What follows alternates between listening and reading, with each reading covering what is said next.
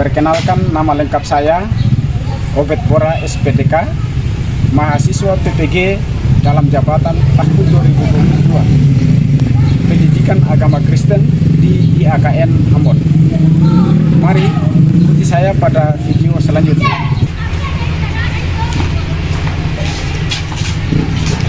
Selamat pagi anak-anak. Selamat pagi Pak Guru. Apa kabar hari ini? SMP Negeri 3 berbakat luar biasa. Kita akan mengawalinya dengan doa. Pak Guru dan teman-teman, mari kita satu dalam doa. Kita berdoa. Terima kasih Tuhan karena Tuhan telah menjaga diri kami, doa kami dan anak Yesus Kristus Tuhan bersama kami. Haleluya, amin. Absen dulu ya. Iya Pak. Silakan dengan nama. Ina Salomi Popo, Ada Pak. Herlin Diana Ilendiri. Ada Pak. Materi kita hari ini adalah Karya Pengampunan Allah dalam Yesus Kristus. Adapun yang menjadi tujuan pembelajaran kita hari ini, yang pertama adalah menjelaskan arti mengampuni seperti Allah telah lakukan untuk manusia. Yang kedua, menjelaskan bagaimana Allah mengampuni dan menyelamatkan manusia di dalam Yesus Kristus. Yang ketiga, menjelaskan alasan Allah mengampuni dan menyelamatkan manusia melalui Yesus Kristus. Anak-anak, kita akan masuk pada bagian yang pertama, yaitu arti mengampuni. Menjelaskan lebih jauh tentang arti dari mengampuni. Kita akan menyaksikan sebuah video singkat. Di Irlandia, ada seorang pria bernama Gordon Wilson bersama putrinya Mary yang berusia 28 tahun. Pada suatu hari mereka pergi menonton pawai di kota Enniskillen di Irlandia Utara. Ketika mereka berdiri di samping sebuah dinding batu, sembari menantikan kesatuan prajurit dan polisi Inggris berbaris melewati mereka, tiba-tiba sebuah bom dari teroris meledak di belakang mereka. 6 orang tewas seketika karena ledakan itu. Gordon dan putrinya juga terkubur beberapa meter di bawah tumpukan batu. Pak Wilson, saya meminta kesediaan Anda untuk diwawancara. Saya dari BBC. Bagaimana perasaan Anda terhadap orang yang memasang bom? Saya tidak membenci mereka. Saya tidak dendam kepada mereka. Kata-kata yang penuh amarah, akankah menghidupkan Mary kembali? Tentu tidak. Saya akan berdoa malam ini dan setiap malam selanjutnya agar Allah mengampuni mereka. Saya merasa apa yang Anda katakan tadi sungguh penuh ketulusan. Anda sama sekali tidak menaruh dendam terhadap orang yang memasang bom dan membuat anak Anda meninggal. Semangat hidup Anda akan menginspirasi banyak orang yang juga kehilangan keluarga dan sahabat dalam peristiwa bom itu dan menjadi lebih kuat dalam menjalani hidup. Terima kasih banyak Pak untuk waktunya. Tuhan Allah pasti akan menyembuhkan dan terus menyertai hidupmu. Di sikap yang Gordon Wilson perlihatkan tentang bagaimana ia berdoa agar Allah mengampuni orang yang memasang bom dan bagaimana ia mengampuni orang-orang tersebut sangat menginspirasi kita semua. Ini menyatakan bahwa pengampunan harus kita tunjukkan kepada orang-orang yang telah bersalah kepada kita. Sekian dan terima kasih. Demikian video singkat yang menceritakan tentang yang sedang dialami oleh Gordon Wilson. Gordon Wilson ini merasa sakit hati atas peristiwa yang terjadi dalam kehidupannya. Maka dari media mewawancarai Gordon Wilson, tanyakan bagaimana perasaannya ketika anaknya meninggal. Apa jawaban Gordon Wilson? Jawaban Gordon Wilson adalah, saya tidak membenci mereka. Jadi pada akhir tayangan daripada video tadi menjadi motivasi bagi bahwa pengampunan itu menjadi bagian dalam kehidupan kita sebagai anak-anak Tuhan. Apa yang kita perlu lakukan sesuai dengan cerita di dalam video tadi, bahwa mendendam akan menghancurkan hidup kita sendiri.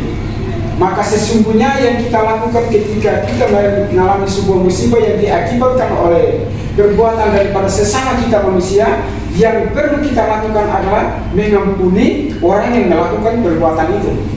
Ya? Anak-anak, kita kembali pada materi kita, arti daripada mengampuni. Kita berbicara tentang mengampuni, berarti akibat dari karena adanya suatu perbuatan yang melanggar sebuah perintah Tuhan. Berbicara tentang pengampunan, maka ini berbicara antara hubungan antara Allah dengan manusia. Dan juga berbicara antara hubungan manusia dengan sesama. Berbicara tentang pengampunan manusia, awal mula menyerang dosa adalah terjadi di Taman Eden. Ketika pada saat itu manusia pertama Adam dan Hawa ditempatkan di dalam Taman Eden, Tuhan memberikan sebuah perintah yang tidak boleh dilanggar oleh Adam dan Hawa. Perintahnya seperti apa? Coba. Jangan makan buah pohon yang ada di tengah-tengah taman. Semua pohon yang ada di taman ini boleh kau makan buahnya, tetapi satu saja yang Tuhan larang, yaitu pohon yang ada di tengah-tengah taman. Yaitu buah pohon pengetahuan tentang yang baik dan yang jahat. Tuhan bilang, jangan coba-coba engkau makan. Kalau engkau makan nanti, engkau akan mati. Setelah manusia memakan buah pohon yang baik dan yang jahat itu, Tuhan datang. Dia memanggil siapa? Adam dan Hawa. Di manakah engkau? Apakah engkau memakan buah pohon yang kularang itu? Apa jawaban Adam? Tidak mengakui perbuatannya, tetapi mempersalahkan orang lain. Perempuan yang kau tempatkan di sisiku itu, dia yang menyuruh aku makan sehingga aku memakannya. Lalu perempuan ini juga menjawab, ular yang menggoda aku, yang menyuruh aku makan sehingga aku makan buah pohon pengetahuan tentang baik dan jahat itu. Jadi Adam tadi sudah mempersalahkan perempuan. Perempuan juga mempersalahkan pihak yang lain. Di situ terjadinya dosa manusia, awal terjadinya dosa manusia. Maka ketika manusia sudah jatuh di dalam dosa, apa yang dibutuhkan oleh manusia? Pengampunan. Manusia sudah dikuasai oleh dosa. Tidak bisa lagi, tidak mampu lagi untuk menyelamatkan dirinya sendiri. Tetapi ia berusaha mencari keselamatan, sulit untuk ditemukannya. Inilah arti daripada pengampunan. Karena adanya suatu pelanggaran, adanya suatu dosa yang dilakukan oleh manusia, sehingga manusia harus membutuhkan yang namanya pengampunan. Anak-anak, arti dari mengampuni yaitu memaafkan kesalahan seseorang dengan tulus dan ikhlas, dan tidak mau mengingat-ingat kesalahan itu lagi. Waktu saya masih di SD, SMP, SMA sampai di SMA, saya pernah merasakan itu. Saya disakiti oleh teman, saya dibully oleh teman. Tentu kalian juga merasakan hal itu, ya Pak? Ya. Pernah merasa tidak? Pernah. Apa yang kalian lakukan ketika teman kalian menyakiti dan membuli kalian? Apa respon kalian? Teman kita yang membuli kita, yang menyakiti kita, datang kepada kita untuk meminta maaf. Teman, minta maaf, saya sudah berbuat salah, saya sudah membuli tadi, saya tidak sengaja, sekarang saya meminta maaf. Kira-kira apa respon kalian ketika teman datang untuk meminta maaf? Memaafkan, mengampuni perbuatan yang telah dilakukan, karena dia menyatakan permohonan maaf untuk dimaafkan, karena dia juga menyatakan permohonan ampun untuk diampuni. Jadi itu dalam hubungan antara sesama dengan manusia dengan sesama. Demikian pula dalam hubungan kita dengan Tuhan. Sampai dengan saat ini, tentu Tuhan berinisiatif untuk memberikan pengampunan kepada manusia. Sekalipun manusia sudah jatuh di dalam dosa dan sudah melanggar perintah Tuhan. Makna dari pengampunan yang diberikan oleh Tuhan, kita harus memaknai dalam kehidupan kita. Sejak manusia jatuh di dalam dosa, Allah telah berinisiatif untuk mengampuni dan menyelamatkan manusia dari segala kejahatan dan dosa manusia. Manusia tidak bisa untuk menyelamatkan dirinya sendiri. Manusia membutuhkan pribadi yang lain. Siapa pribadi yang lain? Yesus. Maka manusia sebagai manusia yang lemah, manusia sebagai pribadi yang berdosa, dia butuh pengampunan daripada Allah. Jadi di situ terjadinya jatuh di dalam dosa, Allah berinisiatif untuk mengampuni dosa-dosa manusia dengan cara mengutus Yesus Kristus datang ke dunia. Syaratnya untuk kita diampuni adalah butuh pengakuan atas dosa-dosa yang kita lakukan. Di dalam kitab 1 Yohanes 1 ayat 9 dijelaskan di situ, jika kita mengaku dosa kita, maka Ia adalah setia dan adil dan mengampuni segala dosa kita dan menyucikan kita dari segala kejahatan. Kejahatan itu sudah menjadi bagian dalam hidup kita. Dosa itu sudah menjadi bagian dalam hidup kita. Maka kita sudah tidak mampu lagi untuk mengatasi perbuatan itu, untuk mengampuni, untuk menyelamatkan diri kita sendiri. Tentu seperti yang saya katakan tadi, bahwa kita membutuhkan pribadi yang lain untuk menyelamatkan kita, yaitu pribadi yang lain, yaitu Yesus Kristus. Dalam 1 Yohanes 1 ayat 9, bahwa jika kita mengaku dosa kita, maka Ia adalah setia dan adil. Jika kita juga setia mengakui segala perbuatan dan dosa-dosa yang kita lakukan, maka Ia adalah setia dan adil. Ia siap untuk mengampuni kita. Tetapi sebaliknya, kalau kita berusaha untuk menutupi perbuatan dan dosa-dosa yang sudah kita lakukan, tentu kita tidak berhak dan tidak layak untuk menerima yang namanya pengampunan. Jadi hubungan kita, Allah menginginkan kita supaya kita membangun suatu hubungan yang harmonis antara kita sebagai manusia dengan Tuhan, antara kita sebagai manusia dengan sesama. Itu yang diinginkan oleh Allah, dan ini menjadi bagian daripada bagian yang kedua, yaitu bagaimana Allah dapat mengampuni dan menyelamatkan manusia. Coba sekali lagi kita baca secara bersama-sama di dalam 1 Yohanes 1 ayat 9. Jika kita mengaku dosa kita, maka Ia adalah setia dan adil dan mengampuni segala dosa kita dan menyucikan kita dari segala kejahatan.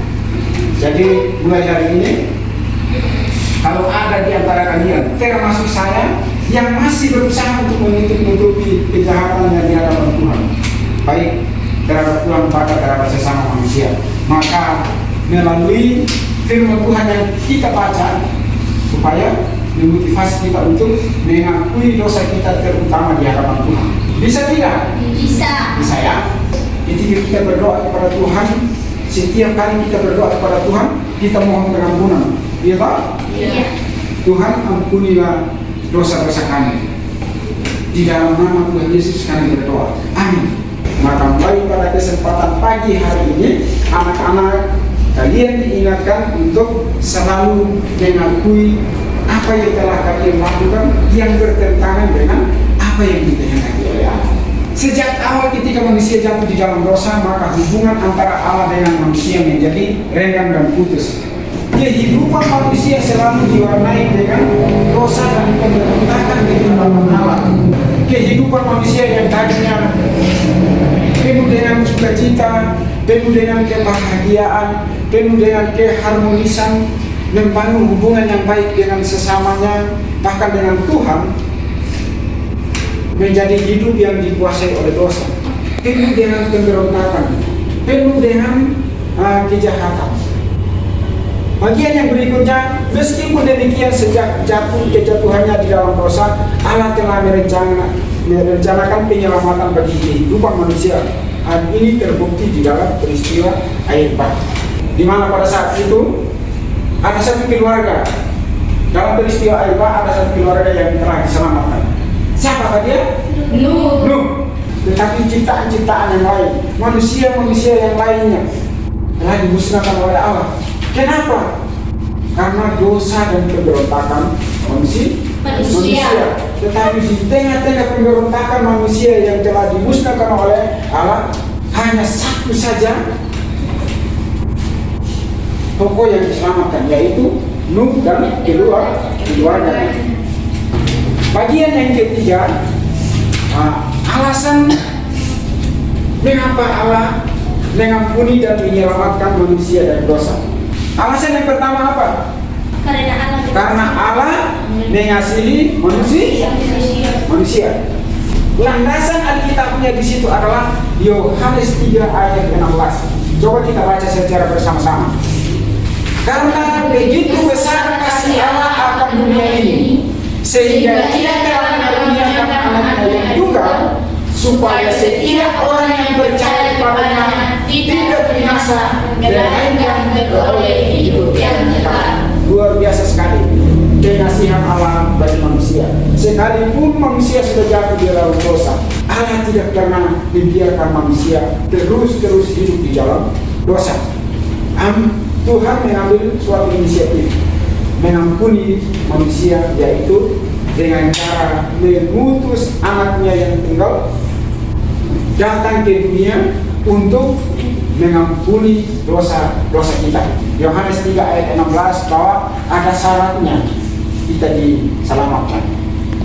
Syaratnya adalah percaya kepada anak Allah yang telah diutus di dalam dunia. Kita harus percaya. Kalau kita tidak percaya, maka dosa kita tidak diampuni. Allah mengasihi semua ciptaannya dan Ia selalu memberi kesempatan untuk bertobat dan kembali padanya. Kita selalu diberi kesempatan oleh Tuhan. Kita selalu diinginkan oleh Tuhan untuk bertobat dan kembali kepada Tuhan. Tuhan menginginkan kita untuk datang kepadanya dengan cara kita mengakui segala dosa-dosa kita, memberi diri kita menjadi bagian dalam anugerah Tuhan. Sebenarnya bukan hal yang mudah juga bagi manusia untuk selalu menjaga ketaatan hidup di dalam iman. Mengapa? Karena begitu banyak godaan yang ada di sekitar kita. Demikian pula manusia yang hidup bersama mereka tergoda dengan indahnya kehidupan yang penuh dengan pesta pora, kejahatan seksual, menindas dan menyakiti sesama, merampas hak orang lain, menyalahgunakan kekuasaan, dan semua itu membawa kenikmatan sendiri bagi manusia. Jadi seperti tadi yang sudah kita pelajari, peristiwa tentang air bah, di mana satu keluarga diselamatkan, tetap semua ciptaan manusia-manusia yang lain selain daripada Nuh dan keluarganya dimusnahkan. Kenapa dimusnahkan? Karena mereka hidup di dalam dosa, hidup dalam pesta pora, kejahatan seksual, menindas, hidup dalam menyakiti sesama, merampas hak orang lain, ya, menyalahgunakan kekuasaan, dan semua itu membawa kenikmatan diri sendiri, bukan kenikmatan Allah. Tidak sesuai dengan kehendak Allah perbuatan-perbuatan yang telah mereka lakukan, sehingga Allah menghukum mereka dengan mendatangkan air bah dan memusnahkan mereka semua di dalam air bah. Bahwa keinginan daging adalah membawa manusia pada kebinasaan, ya. Semua yang mereka lakukan tadi seperti yang saya sebutkan, kejahatan seksual, merampas hak orang lain, itu merupakan keinginan daging yang mereka lakukan, bertentangan dengan keinginan roh. Roh membawa pada keselamatan. Hidup oleh roh artinya hidup yang dipimpin oleh roh dan hidup menurut perintahnya. Jadi anak-anak, Tuhan menginginkan kita dalam hidup kita agar kita hidup sesuai dengan yang diinginkan oleh Tuhan, yaitu hidup di dalam roh Allah. Hidup dalam roh Allah yaitu percaya kepada Dia yang telah diutus oleh Allah untuk menyelamatkan segala dosa dan kesalahan kita. Bagian yang berikutnya, karena manusia adalah ciptaan yang segambar dan serupa dengan Allah, ya. Manusia diciptakan oleh Allah berbeda dengan ciptaan yang lain. Manusia merupakan ciptaan yang spesial.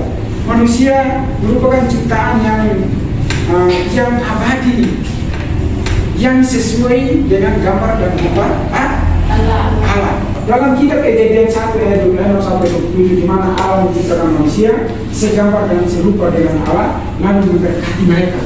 Jadi manusia ini merupakan ciptaan yang sempurna adanya sesuai dengan gambar dan rupa Allah. Namun oleh karena dosa dan pemberontakan yang dilakukan oleh manusia dalam melanggar perintah dan ketetapan Allah, sehingga mengakibatkan manusia jatuh di dalam dosa dan telah kehilangan kemuliaan Allah. Manusia yang tadinya seperti yang saya katakan tadi, hidup di dalam kebahagiaan, hidup di dalam sukacita, hidup di dalam keharmonisan dengan sesamanya, menjadi hidup di dalam dosa, hidup di dalam kebinasaan yang diakibatkan oleh dosa-dosa yang telah dilakukan sendiri oleh manusia. Sekalipun demikian, maka Allah tidak membiarkan manusia yang adalah gambar dan rupanya itu terus berada di dalam kekuasaan dosa, sehingga Allah mengambil inisiatif untuk mengampuni dan menyelamatkan.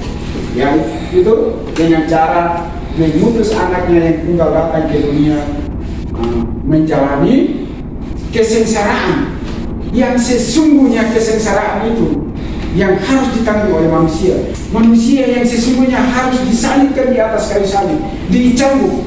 Allah rela mengutus anaknya yang tunggal untuk menggantikan posisi itu. Maka bukan manusia lagi yang dicambuk, bukan manusia lagi yang menderita sengsara, bukan manusia lagi yang disalibkan, tetapi anak Allah yang tunggal itu yang disalibkan. Bagian C, alasan Allah mengampuni manusia, yaitu karena Allah Maha Pengampun. Tidak ada yang lain yang dapat menyelamatkan manusia dari segala perbuatan dan dosanya selain Allah. Manusia berusaha untuk menyelamatkan dirinya, untuk meluputkan dirinya dari segala dosa dan perbuatan yang dilakukan, tetapi ia tidak bisa. Yang mampu dan bisa untuk menyelamatkan manusia dari segala kejahatan dan dosanya adalah yaitu Yesus Kristus, anak Allah yang turun ke dunia ini untuk menebus dosa kita. Ia sudah berulang kali mengutus para nabi. Allah sudah mengutus para nabi sebelum kedatangan Yesus Kristus ke dalam dunia. Ia sudah berulang-ulang kali mengutus para nabi untuk menyelamatkan manusia. Ia rela hadir ke dunia dalam diri Yesus Kristus putranya. Allah turun ke dalam dunia untuk menyelamatkan manusia melalui pengorbanan Kristus di kayu salib. Jadi pengorbanan anak Allah yang tunggal itu, yaitu Yesus Kristus di atas kayu salib, bukan merupakan satu peristiwa yang biasa-biasa saja, merupakan suatu peristiwa yang luar biasa. Karena apa? Karena ini menyangkut penyelamatan umat manusia yang hidup di dalam dosa, sehingga ia rela untuk dicampur, menjalani penderitaan di atas muka bumi, lalu ia disalibkan di atas kayu salib di Bukit Golgota, hanya karena memberikan pengampunan kepada manusia. Jadi ini merupakan suatu tarian pengampunan Allah di dalam Yesus Kristus bagi kehidupan manusia. Bagian yang berikutnya, segala penderitaan yang sesungguhnya harus ditanggung oleh manusia di atas kayu salib telah ditanggungnya untuk pengampunan bagi manusia berdosa. Seperti yang saya sudah jelaskan tadi, bahwa manusia yang sesungguhnya harus dicambuk, manusia yang sesungguhnya harus disalibkan, tetapi Allah datang ke dalam dunia. Allah yang tidak pernah melakukan dosa dan tidak pernah berdosa itu datang ke dalam dunia melalui anaknya Yesus Kristus, menggantikan posisi manusia.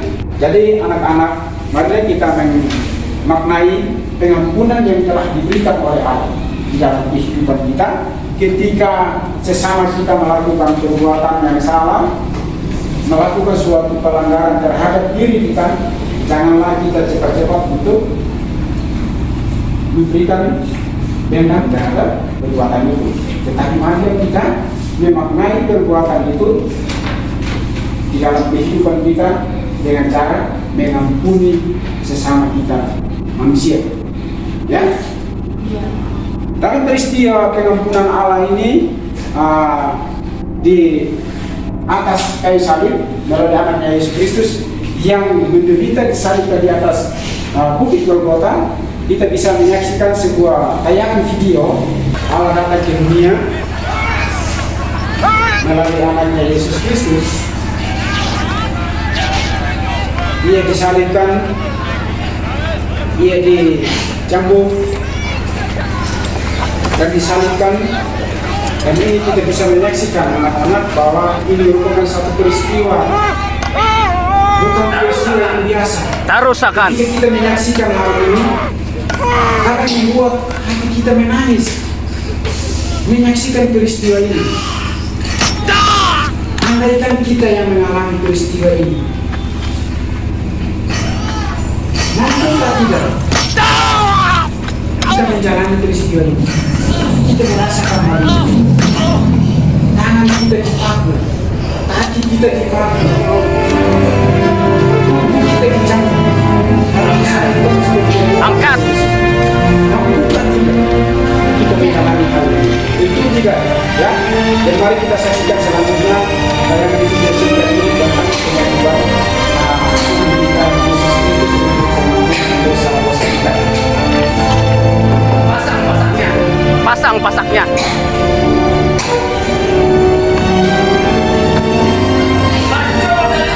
Maju talinya.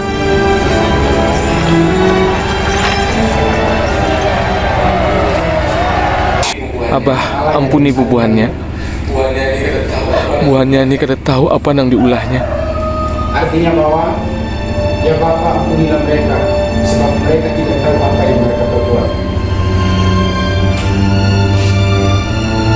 Video singkat tadi yang mengisahkan di mana Yesus Kristus anak Allah yang tunggal itu datang ke dunia.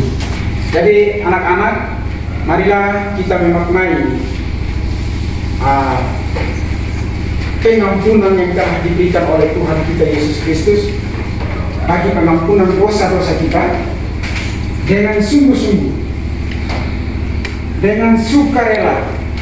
Ketika kita mendapati sesama kita manusia melakukan suatu tindakan atau perbuatan yang tidak sesuai dengan keinginan hati kita, maka yang perlu kita lakukan adalah mengampuni. Kita belajar daripada Gordon Wilson tadi pada tayangan video pertama tadi, bahwa di mana Gordon Wilson tadi dia mengalami musibah, anaknya meninggal dunia, tetapi dia tidak dendam terhadap para teroris yang memasang bom pada saat itu yang mengakibatkan putrinya meninggal. Malahan ketika ia diwawancarai oleh para media, dia berkata demikian, saya tidak membenci mereka, saya tidak dendam terhadap mereka, tetapi saya berdoa supaya mereka bisa bertobat. Dia bilang begitu. Demikian dalam kehidupan kita sebagai anak-anak Tuhan yang hidup pada saat ini. Kita harus rela mengampuni perbuatan sesama kita, mendoakan sesama kita yang melakukan perbuatan itu supaya Tuhan bisa sadarkan, Tuhan bisa ampuni. Dan demikian juga dengan hidup kita sendiri. Kita juga ketika melakukan perbuatan salah,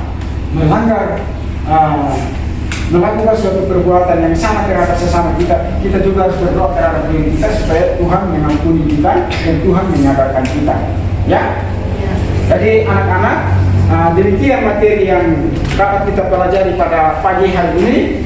Kira-kira sejauh materi yang kita sudah pelajari, ada yang mau bertanya? Ada yang belum jelas? Sudah jelas? Sudah, Pak. Ada yang bertanya? Tidak ada ya. Kalau tidak ada yang bertanya, begitu Pak Guru punya bagian untuk bertanya kepada kalian, ya. Karena kalian sudah memahami dengan baik materi yang Pak Guru sampaikan, sehingga pada kesempatan ini Pak Guru ingin bertanya kepada kalian, ya. Pertanyaan begini, ya. Bagian yang pertama, nanti silakan siapa yang mau menjawab, angkat tangan, bisa menjawab, ya. Pertanyaan yang pertama di sini adalah sebutkan salah satu bagian Alkitab yang berkaitan dengan kasih Allah melalui pengorbanan Yesus Kristus. Silakan. Silakan Seri. Jawabannya adalah Yohanes 3 ayat 6 ke ayat 11. Karena begitu besar kasih Allah akan dunia ini sehingga ia telah mengaruniakan anaknya yang tunggal supaya setiap orang yang percaya kepadanya tidak binasa melainkan boleh hidup yang kekal. Ya, benar sekali. Baik, pertanyaan yang berikutnya adalah, coba kalian sebutkan 3 alasan mengapa Allah mengampuni manusia di dalam Yesus Kristus. Siapa? Coba angkat tangan siapa yang bisa jawab. Saya, Pak. Silakan, Nina. Yang pertama, karena Allah mengasihi manusia. Yang kedua, karena manusia adalah ciptaan yang segambar dengan serupa dengan Allah. Yang ketiga, karena Allah adalah Sang Pengampun. Ya, tepuk tangan buat Nina. Baiklah anak-anak, kalian sudah memahami dengan baik materi yang Pak Guru sampaikan. Kalau begitu, pada kesempatan ini Pak Guru akan memberikan tugas kepada kalian. Nanti minta tolong untuk dikerjakan di rumah ya. Iya, Pak. Tugasnya ada di bisa tulis ya, bisa catat tugasnya, nanti dikerjakan di rumah. Pada pertemuan nanti minggu depan tugasnya bisa dikumpulkan ya. Mari kita sama-sama menyanyikan lagu Hidup Jemaat nomor 36, Dihapuskan Dosaku. Dihapuskan dosaku hanya oleh karena Yesus. Aku pulih dan sembuh hanya oleh karena Yesus. Oh Tuhanku, sumber bermaksudku, sucilah hidupku hanya oleh darah Yesus. Ya, kita lanjutkan dengan membaca secara bersama-sama sebagai kesimpulan dari materi kita. Kita membaca secara bersama-sama di dalam 1 Yohanes 4 ayat 7 sampai ayatnya yang ke-10. 1, 2, 3. Saudara-saudara yang dikasihi, marilah kita saling mengasihi, sebab kasih itu berasal dari Allah. Dan setiap orang yang mengasihi lahir dari Allah dan mengenal Allah. Barang siapa tidak mengasihi, ia tidak mengenal Allah, sebab Allah adalah kasih. Dalam hal inilah kasih Allah dinyatakan di tengah-tengah kita, yaitu bahwa Allah telah mengutus Anaknya yang tunggal ke dalam dunia supaya kita hidup olehnya. Inilah kasih itu, bukan kita yang mengasihi Allah, tetapi Allah yang telah mengasihi kita dan yang telah mengutus Anaknya sebagai pemberian bagi dosa-dosa kita. Ya, terima kasih. Kita akan menutup seluruh rangkaian kegiatan kita hari ini. Teman-teman dan Bapak Guru, mari kita satu dalam doa. Kita berdoa. Segala puji syukur dan panjang kehadiran hadirat dengan Bapa, cinta dan kasih-Mu, di mana Bapa sudah menjaga dan hidup kami dari awal perjalanan pada menurut kami dan akhirnya dan hidup selamat kami. Haleluya, amin. Demikian materi kita hari ini. Tuhan Yesus memberkati. Salam. Shalom.